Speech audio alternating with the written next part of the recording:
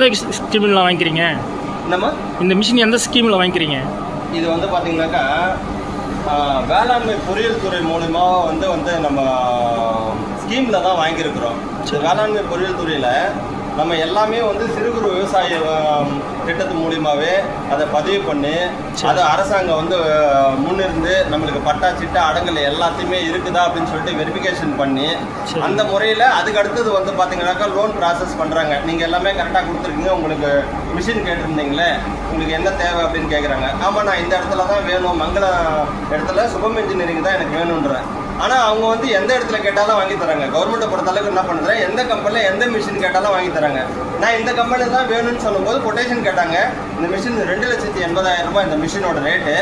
அது கவர்மெண்ட் வந்து 50% மானியம் கொடுக்குறாங்க. 1,40,000 ரூபாய் போக மீதி நம்ம 1,40,000 ரூபாய் கட்டியிருக்கிறோம் இந்த மிஷினுக்கு. ஒட்டு மொத்தத்தையும் செட்டிங் பண்ணி நம்மக்கிட்ட வந்து ஓட வச்சு காமிக்கிறது வரைக்குமே நமக்கு 1,40,000 ரூபாய் தான் டோட்டலாகவே வாங்குறாங்க. அதில் வந்து எல்லாமே இன்க்ளூடிங் டேக்ஸ் முதற்கொண்டு எல்லாமே அடங்கும்.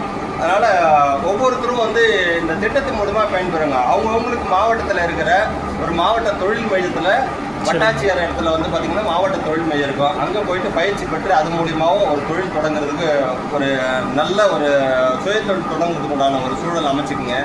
அதுக்கடுத்து பார்த்திங்கன்னா ஒவ்வொருத்தரும் விவசாயியாக இருக்கிறீங்களா, உங்களோட சிறு குறு விவசாய கார்டு மூலிமா வந்து ஆன்லைனில் இ-சேவை மையத்தில் பதிவு பண்ணி அதுக்கப்புறமேட்டு அங்கங்கே இருக்கிற வந்து வேளாண்மை பொறியியல் துறை மூலிமா வந்து நீங்கள் அணுகுனீங்கன்னா என்னென்ன ஸ்கீமு என்னென்ன மிஷினரின்னு சொல்லுவாங்க.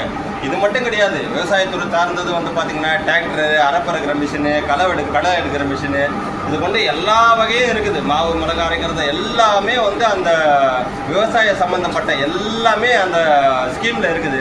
அதை ஒவ்வொருத்தரும் பயன்படுத்திக்கணுன்றது என்னோட மிகப்பெரிய ஒரு ஆசை.